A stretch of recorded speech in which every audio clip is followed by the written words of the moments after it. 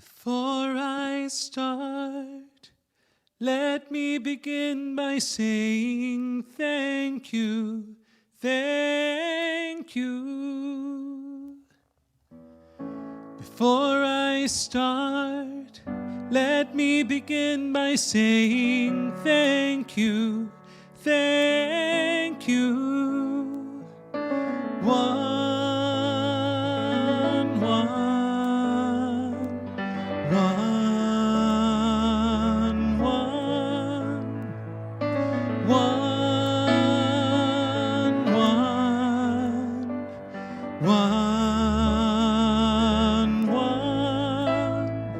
Shema Yisrael Adonai Eloheinu Adonai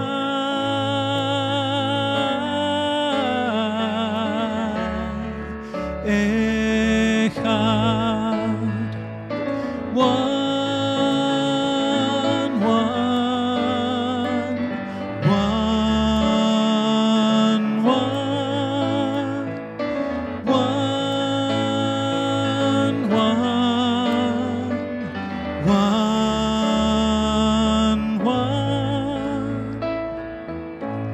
La ilaha illa Allah, la ilaha illa Allah, la ilaha Allah.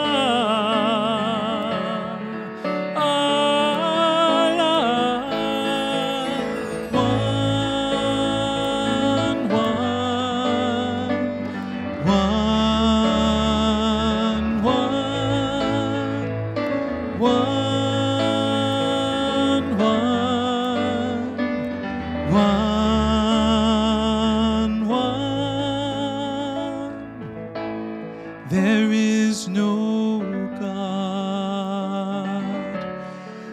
but one. There is no God but one.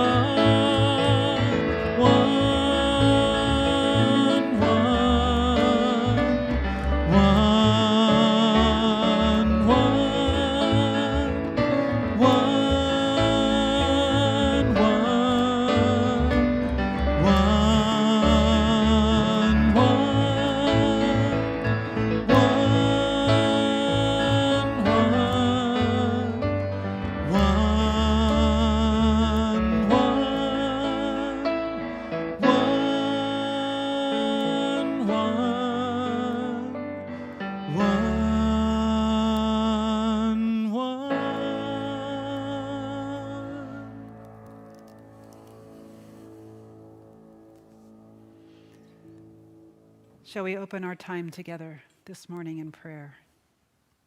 Wherever you are in your home, whether it be couch or chair, recliner or bed or floor, make yourself comfortable. Take a breath with me and allow your body to relax. And another breath, relaxing even more as your eyes gently close. And if you would, allow my words to be your words. There is only one infinite something. One infinite. Which means there is nothing else. Nothing else. Which means nothing can oppose it, for there is nothing to oppose it. Which means there is nothing for it to oppose, for there is nothing to oppose. It is all there is. It being all that is means that I am of it by necessity, because there is nothing else out of which I can be made. Which means it does not, cannot oppose me, because I am of it. There is always and only God. This is principle. It is unshakable. It is foundational truth. And because this is true and can be no other way, I lean excitedly into what I know must also be true of me because of what I know to be foundationally true. I know that all that is true of God has to be true of me. It cannot not be true. For what I am made of is the only thing that there is to be made of. And so what is true about it has to be true about me. There is no other way. And so as I pull back and see what is always true about God's creation, I see order and harmony, beauty and creativity, power and a staggering intelligence at work, and through it all, an exquisite love. I see order and harmony in the perfect balance of all life, in the intricate layering and interdependence of ecosystems, of solar systems. I see creativity and beauty in the diverse creations of life and in the uniqueness of each of those lives, in the minute attention to detail in the smallest of creations, the veins of a leaf, in the glory of a sunrise, the awesome sight of a harvest moon hanging over huge in an early evening sky. I see power in the effortless balance of planets in their orbits, in the plummeting of a waterfall, in the determination of an ant with a load 5 times its size. And I see a staggering intelligence behind it all, an intelligence that keeps it all in order, in harmony, beautiful, detailed, exquisitely interdependent, and unique. And my breath is taken away by the love that enfolds and runs through it all. And so this must also be true about me. Creativity and power are at work in and through and as me right now. The staggering intelligence of this infinite something is expressing as me. The exquisite love that is God is intrinsic to my being. It is at work in the atoms of my soul and all of the myriad activities taking place in my body in any given second. And I know that it knows exactly what to do to maintain harmony and order in, through, and around me. And so I turn to face any feelings that speak to me of anything other than love, and I allow my heart to soften, to relax, and I bask in the warmth of knowing this foundational truth. I let this foundational truth sustain me. I let it lift me up. I open to the utter and simple truth of it. And I allow gratitude to rush in as the truth of this prayer takes root in my consciousness, ushering out that which no longer serves and ushering in a new enthusiasm and a profound love and an ease bolstered by faith. And so it is. Holy morn,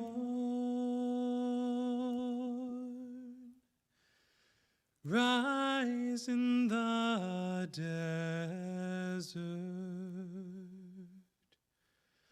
follow the sun, follow me down. Holy morn, rise with the eagle. I will be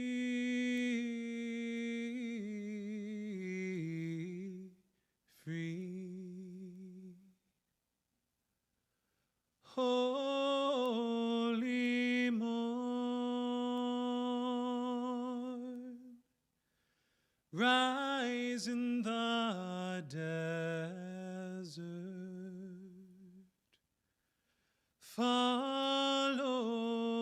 Son, follow me down. Holy morn, rise with the eagle. I will be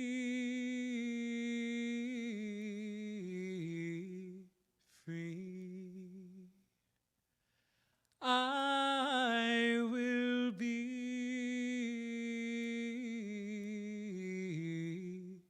free. I will be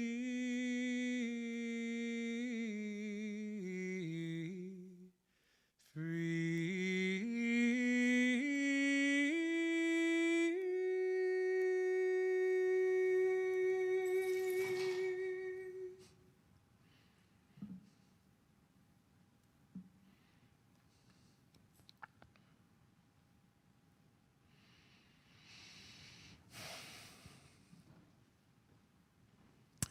My name is Richard Loren Held. It is my honor to be the spiritual director for Unity in Lynnwood and to welcome you this morning. For those with children, please note that youth and family ministries gatherings are launching at this very moment as well. Credentials are available to all simply by contacting that program's director, Stacy Bailey.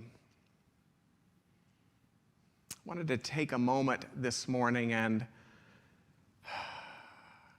reorient us to who we've said we are. I'd like to begin by reorienting us to our mission statement, which is quite simply practical spirituality, welcoming community. We developed this mission statement with your Board of Trustees in late 2014. We then fashioned 6 bullet point statements, values statements, and I'd like to reshare them with you this morning. Take a deep breath then. And they read as follows. We offer a metaphysical teaching which encourages regular spiritual practice, including prayer, meditation, affirmation, denial, service, and study. We seek to discover and share spiritual practices which are repeatable and reliable, and to infuse these spiritual practices into every area of our daily living. We teach the unity of all life, transcendent of culture, era, or religion, or lack thereof.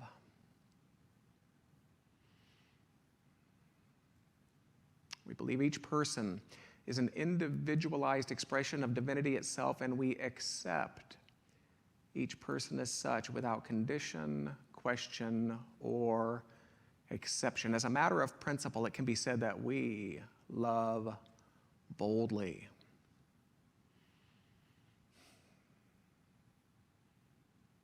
We actively seek and enthusiastically include truths from all great spiritual traditions.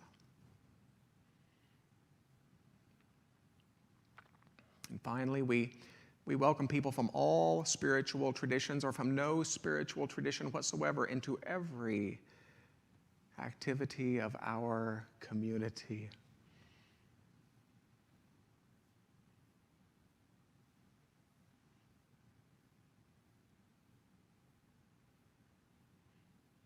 How's that?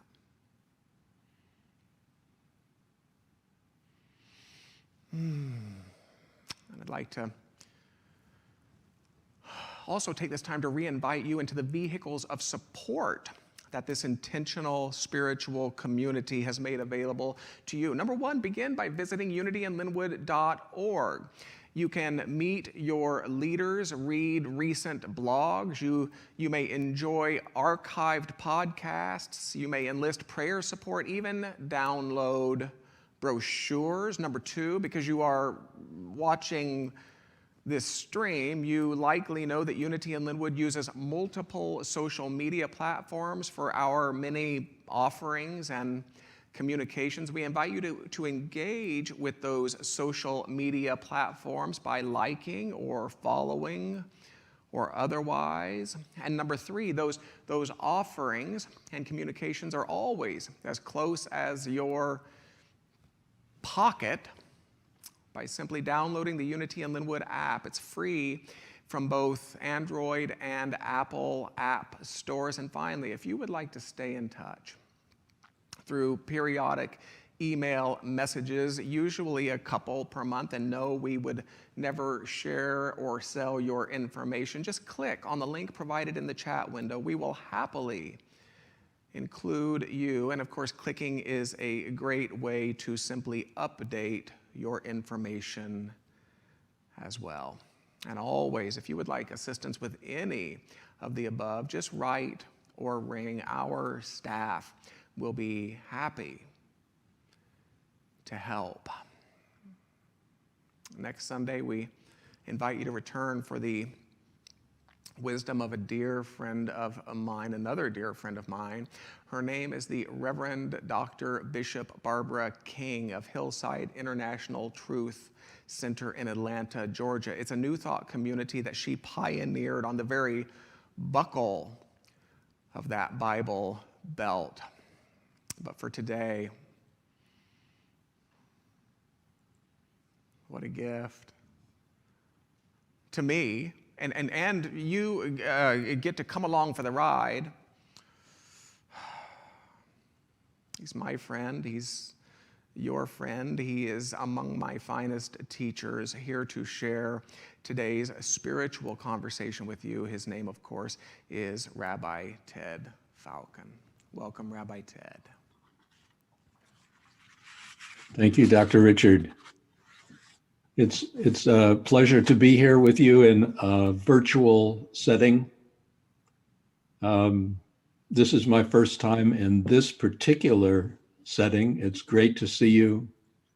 And it's great to feel across and beyond the physical distance, our spiritual connection. As you shared the central focuses of Unity in Lynnwood, I kept saying yes, yes, yes, and feeling such gratitude that I am a part of this community, a part of your work, and a part of this great teaching. I wanted to talk this morning about the high cost of spiritual freedom. And the high cost of spiritual freedom is the loss of business as usual.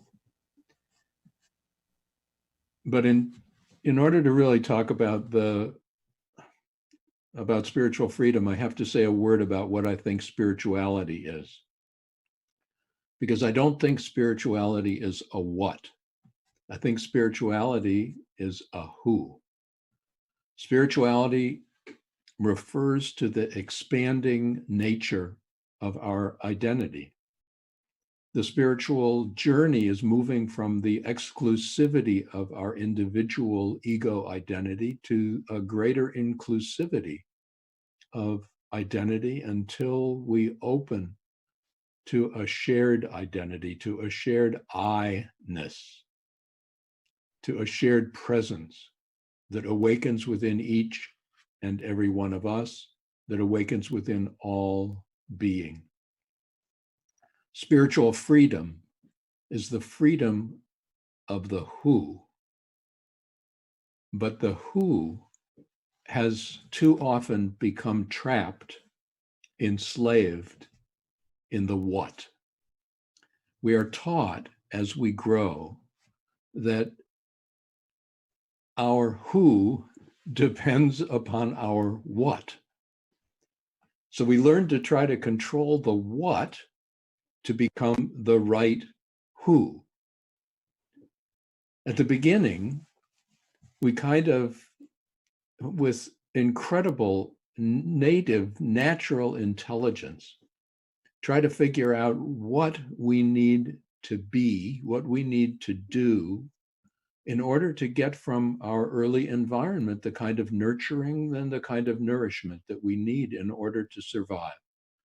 And of course, the fact that all of us are here means that we succeeded in those earliest days of trying to figure out the what that we needed to be, the what we needed to do in order to get what we needed from our environment. Then we learned as we grew that the what that we needed to engage had to do with what clothes we wore to feel like we belonged, what language we used. Did we need to use slang? Did we need to use proper language? How did we learn to talk to each other, to communicate? How did we learn our identity at school? Or were we to be physical beings, excelling perhaps at sports? Were we to be intellectual beings, perhaps excelling at intellectual pursuits? Or what was the identity that we found fit us and allowed us to survive those years of socialization? And more than that, we tried to control the what of our culturation. What's the what of our religion? What's the what of our class? What's the what of our economic situation? What's the what of the way we are to be in our world? But the problem is that seeking the what, the right what, never ends. There's always something more that we feel we need to have. There's something always more that we need to do. And it brings us into one of the real problems with the spiritual path, and that has to do with something called the law of attraction.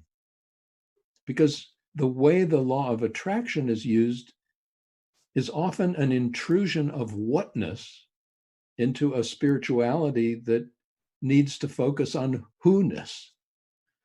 So that the law of attraction, the teaching that we need to hold in consciousness, the what that we want to have or the what that we want to do, that allows us to fulfill those needs of what, thinking that that will help us expand the nature of our who. And the problem with the law of attraction is it works. What we hold in consciousness, what we focus in consciousness, we will make ourselves available for in our world. The problem is that we are too often using that principle of consciousness to simply draw into our lives more of the what, and not, again, paying attention to the who. We're always judging, we're always comparing, we're always seeking a better what. We become members of a consumerist culture. We become prime Amazonians in whatever way and shape, until something happens that jars us out of our search for the right what. For the ancient Israelites, that jarring event was the exodus from the enslavement in Egypt. We are told that that enslavement was rigorous and painful and very difficult. But as soon as we left it, as soon as we got into the wilderness, first we said, oh boy. And then we said, oh no, because we found ourselves ripped out of our what? Our dependable, predictable what? And there's something about the nature of our separate self, the nature of our ego, that really yearns for a predictable, satisfying what? As soon as we got into the wilderness, as soon as we had that terrible enslavement left behind, we kept wanting to go back to it. We kept wanting to have the security, the predictability. We knew then where our meals were coming from. We knew then where we lived. We knew then where we were. We knew then what our identity was in the world. We knew then what to expect. And that brought a kind of satisfaction for the ego self, even though it brought with it a great deal of pain and a great deal of anguish. Our ego would rather choose the predictability of anguish over the unpredictability of a wilderness, over the unpredictability of having our whatness, our planned for, lived whatness stripped away. And now, COVID-19, and everything has changed. And we find ourselves with an incredible opportunity. And we find ourselves with an incredible danger.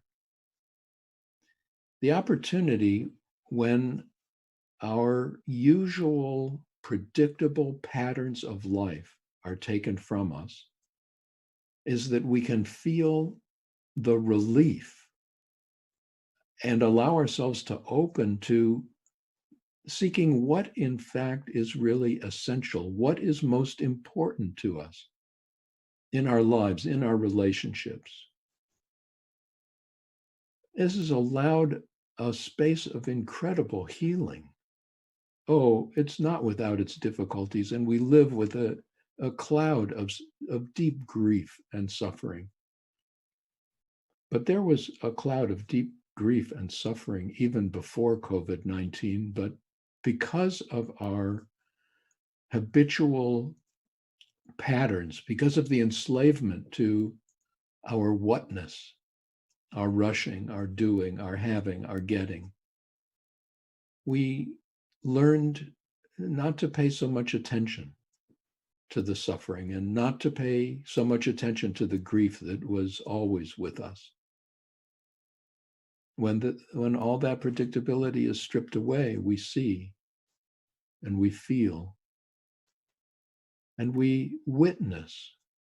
Well, we witness a clearing of the skies as jet travel is decreased. We witness a clearing of the waters. We witness a clearing of the streets. We witness a clearing of our air.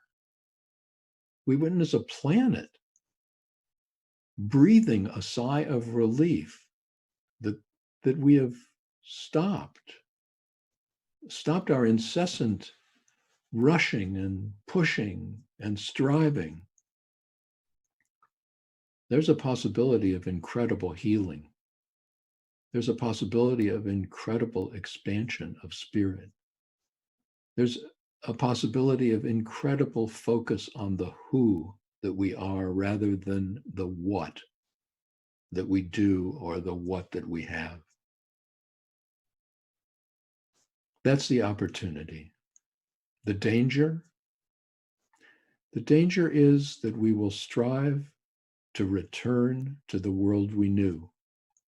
The danger is that we will look back, even as the ancient Israelites did, to a time of enslavement and see that as preferable to allowing ourselves to open to the challenges, to the realities, to the possibility of spiritual freedom. Spiritual freedom means the loss of business as usual. But spiritual freedom means the freedom to be the who, that we already are, the who that has been eclipsed by patterns of predictability, by habits, by our attempts to slow down the incessant flow of the now. Spirituality calls us to the correct use of the law of attraction, where we don't seek greater whats, we open to the greater who, so that what we strive for is an awakening to the greater identity that we carry within us. What we strive for is a state of being of incredible equanimity, a state of being that is our natural birthright, our natural shared state of peace, state of love, state of compassion. What we are offered now is a possibility. If we are able to resist the pull toward ego safety of predictability and the spiritual deadness of the enslavement to our ego, what we are offered is an incredible time of healing and an incredible time of possibility. We keep seeking a freedom in the outer world. We keep seeking a control of that which occurs in the outer world. And if COVID-19 has taught us nothing else, it's taught us that we're actually not in control of the outer world. We are part of the outer world. We are residents in the outer world, but we're not in control. And in fact, we're not even in total control of our own physical beings. We're not in control of all the processes in our bodies. We're not in control of some of the illnesses or some of the ailments that we as temporary vehicles for spirit are heir to. The consequence of being born is that we will die. The consequence of being well is that we will be sick. The consequence of being alive is that we are involved in continual change unless we inhibit our awareness of that change by shutting off the doors to our own spiritual freedom. What does spiritual freedom feel like? What does it look like? I believe it looks like a celebration of every sensation, a celebration of every feeling, a celebration of every thought, a meeting everything that rises within us with an openness, with an appreciation, with a willingness, with an unconditional acceptance, proving the lie to ego consciousness that thinks should we accept, we will be stuck in that which we accepted, and discovering the exact opposite to be, in fact, the truth. Whatever we unconditionally accept, whatever feeling we simply acknowledge and accept, not indulge, not collapse into, but notice, allow, whatever thoughts, whatever concerns, whatever worries, whatever sadness, whatever joys, we witness, to simply unconditionally accept, to love everything that rises, and discover that that gift of unconditional acceptance, that gift of awareness, supports shift. We keep things the same through our resistance, not through our acceptance. We keep things the same by trying to avoid them, trying to deny them, trying to defend against them. No, the light of awareness itself is healing. the light of unconditional acceptance of self and of other, frees us and frees each other, rather than condemns us to repetition of the same what that we have developed to meet our environment, to meet our culture, to meet each other. Spiritual freedom is a celebration, a witnessing, and a radical acceptance of every sensation that rises in the body, of every thought that arises in the mind, of every feeling that arises in the heart. Spiritual freedom is presencing, to allow ourselves to be present in a universe that is shifting and changing always. It is a pattern only of mind that pretends to keep everything the same. I'm often drawn to the ancient Greek philosopher Heraclitus, who said, "You can't step into the same river twice." And I remind myself, I can't step into the same river once, because as soon as I put my toe in it, it's a different river. The ball of my foot meets a different river. The heel of my foot meets a river that has changed.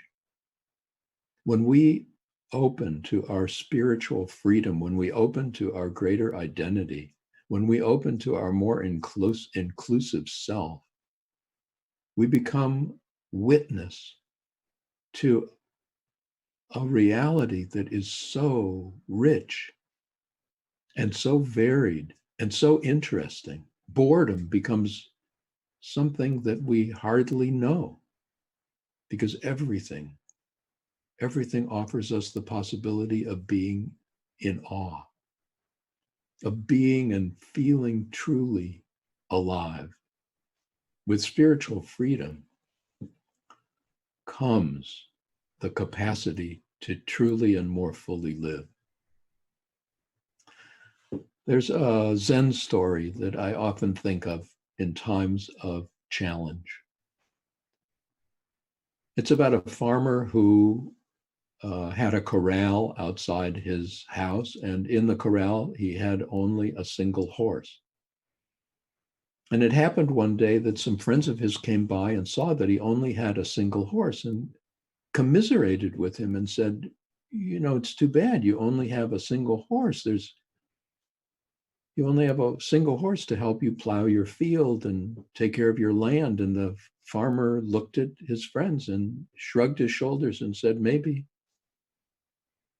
And that night, he failed to fully lock the gate of the corral, and his only horse left. And the next day, his friends returned and saw that he had no horse and just commiserated with him about how horrible that was. Now there's no horse. And the farmer looked at them, shrugged his shoulders and said, "Maybe." And the next day, the horse that had left returned with a bunch of wild horses that the horse had found out in the fields. And now there were many horses in the farmer's corral. And his friends, true to form, came and said, "Oh, how wonderful. This is wonderful. You have all these horses to help you. This is great." And the farmer shrugged his shoulders and said, "Maybe." And the next day, his son, his only son, was trying to ride some of the horses that had not been ridden before. And the son got bucked off and fell and broke his leg and was unable to help the farmer take care of the land. And the friends of the farmer came true to form and said, "Oh, this is terrible. Now your son is not able to help you. He is tied up with a broken leg." And the farmer shrugged his shoulders and said, "Maybe." And the next day, the army came through and conscripted all the eligible young men. Only the farmer's son wasn't taken because he had a broken leg. And the friends came and saw this and said, "Oh, you're so lucky.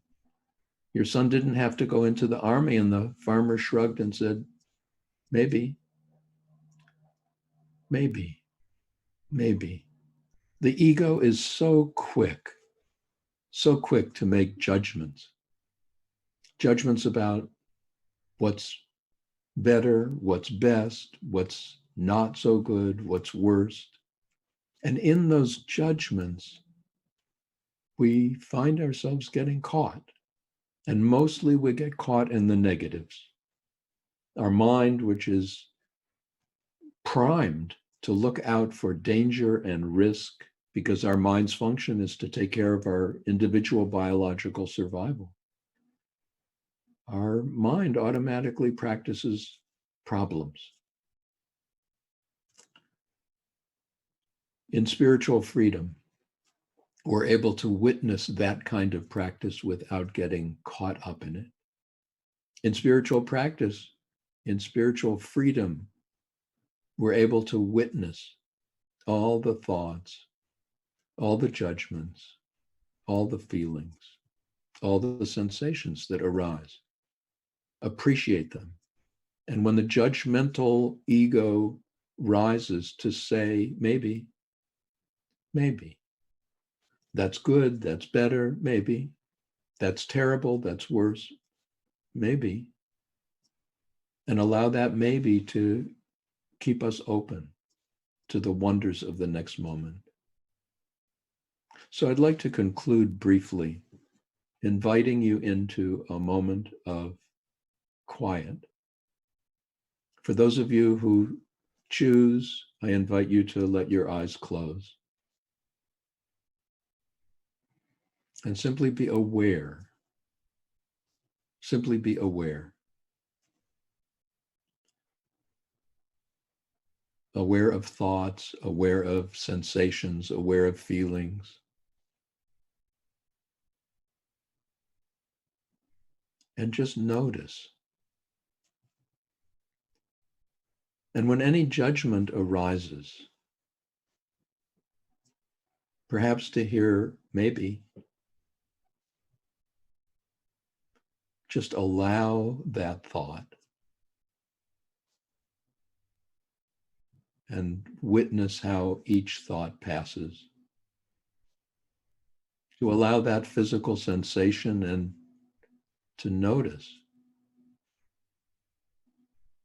what happens when that sensation is simply unconditionally accepted. And to witness whatever feelings arise.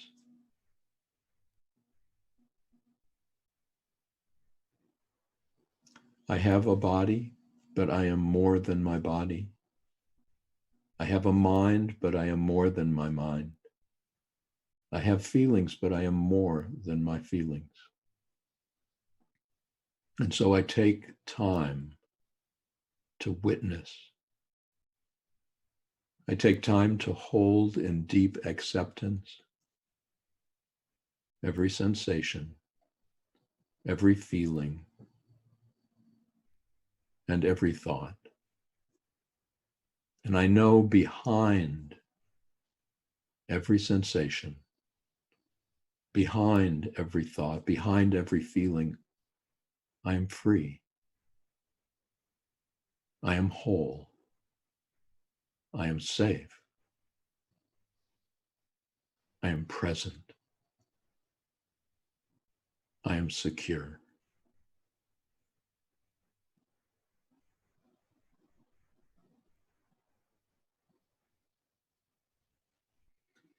Perhaps to practice that kind of spiritual freedom, acknowledging automatically as you do so the freedom to be the who you are, the freedom to celebrate the who we are in a world of awesome what's, from a place of enduring presence. Thank you for the opportunity to reach you in your homes, to be with you on this glorious Sunday morning.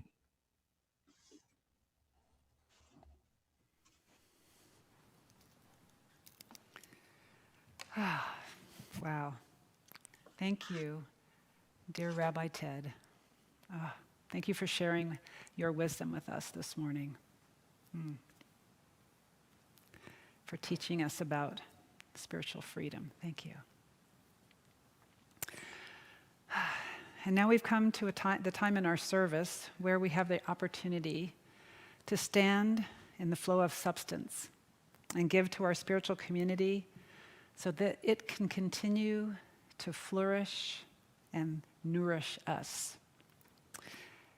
Together we will bless our individual offerings, and then while Matthew and Dr. Richard are inspiring us with their ministry of song and sound, you will have time to access the several options to give, which you will see on the slide in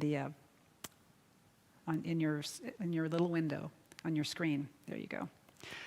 And Callie will also post those for you on Facebook. So if you would, please take your offering. And if it's a check, just hold that check in your hand. If you plan to use one of our online mechanisms for donating, then hold the intention of the amount in your hand. Both are just ideas, intentions, symbols of the abundance that you are, the abundance that is all around you, that substance that is pressing in and through and as you. What you hold in your hand is simply a symbol of that which already is. Close your eyes and know with me that the substance is that out of which everything is made. And prosperity is about having a consciousness of that flow of substance. And this flow never ceases. And the only thing that we can do is allow it or frustrate it. So today, let us together allow it in a big way. Place ourselves in the free flowing stream of our abundance and encourage it to flow powerfully and freely through us. Feel this flow in your body. Really feel this flow in your body. And if there's any place that feels in resistance to it, let the power of the flow usher that resistance out of the way so that you become a free flowing stream of spirit substance. And let that substance flow into your hands, blessing your symbols of abundance, and then out through your fingers, blessing unity in Lynnwood and the greater world beyond. There's a full moon over India, and Gandhi lives again. Who's to say you have to lose for someone else to win? In the eyes of all the people, the look is much the same. For the first is just the last one. When you play a deadly game, it's about time we realize it. We're all in this together. It's about time we find out. It's all of us or none. It's about time we recognize it. These changes in the weather, it's about time, and it's about changes. It's about time. There's a light in the Vatican window for all the world to see, and a voice cries in the wilderness. Sometimes he speaks to me. I suppose I love him most of all when he kneels to kiss the land. With his lips upon our mother's breast, he makes his strongest stand. It's about time we realize it. We're all in this together. It's about time we find out. It's all of us or none. It's about time we recognize it. These changes in the weather. It's about time, and it's about changes. It's about time. There's a man who is my brother. I just don't know his name, but I know his home and family, and I know we feel the same. And it hurts me when he's hungry and when his children cry. Although I'm not a father, that little one is mine. It's about time we realize it. We're all in this together. It's about time we find out. It's all of us or none. It's about time we recognize it. These changes in the weather. It's about time. It's about changes. It's about time. It's about peace, and it's about plenty, and it's about time. It's about you and me together, and it's about time.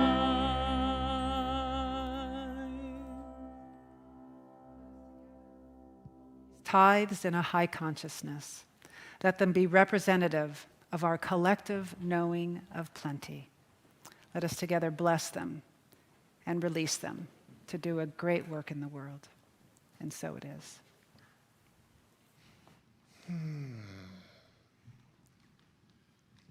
Thank you, Rabbi Ted Falcon. Thank you, Reverend Nina Clark. Thank you, Bishop Cathy Chalmers, Jonesy, Matthew, Michelle, Nadine.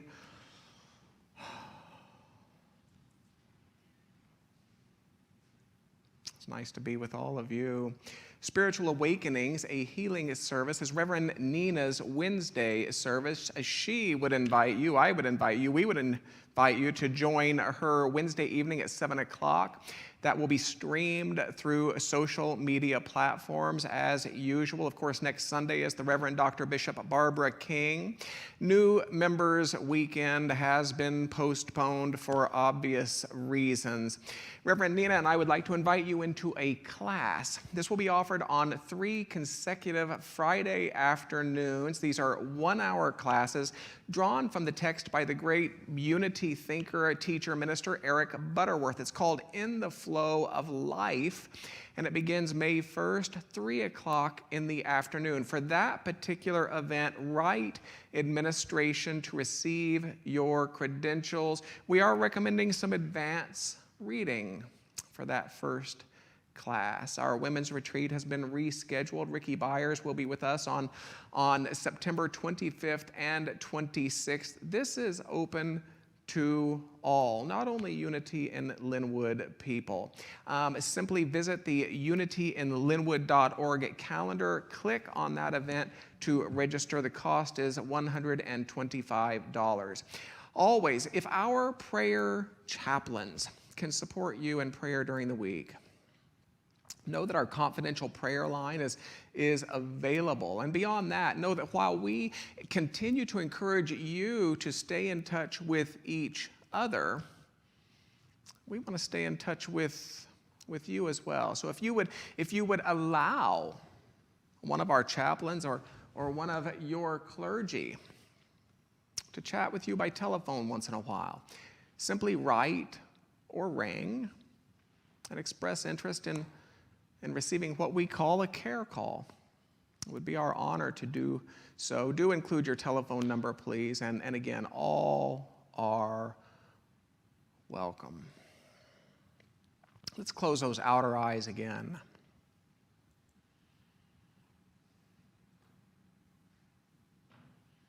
Let's close those sensory eyes of us that would offer such a circumscribed perspective of what is true. Let us close those sensory eyes of us that we might, in fact, open the very spiritual eyes of us. We close the sensory eyes not because we would turn from the truth, but yet again because we would know something of a higher truth than limitation, a higher truth than separation, a higher truth than partiality. We close the sensory eyes of us that we might come into a seeingness of higher truths.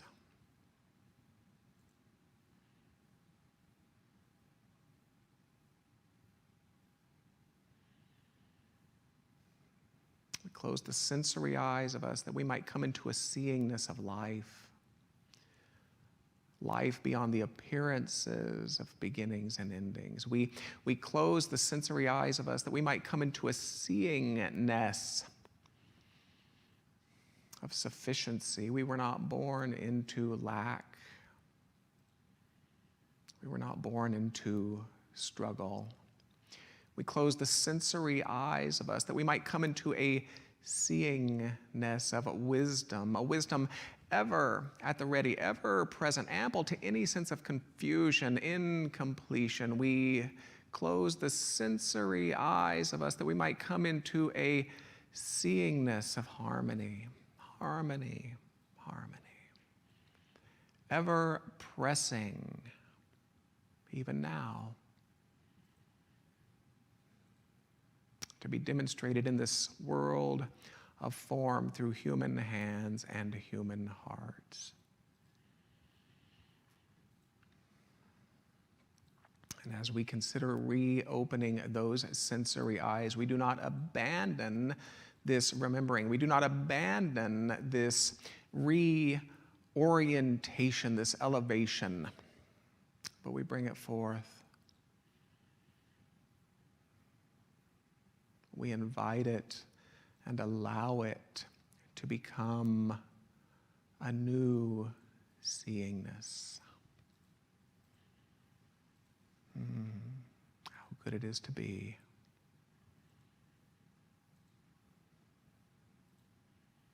And how good it is to be together.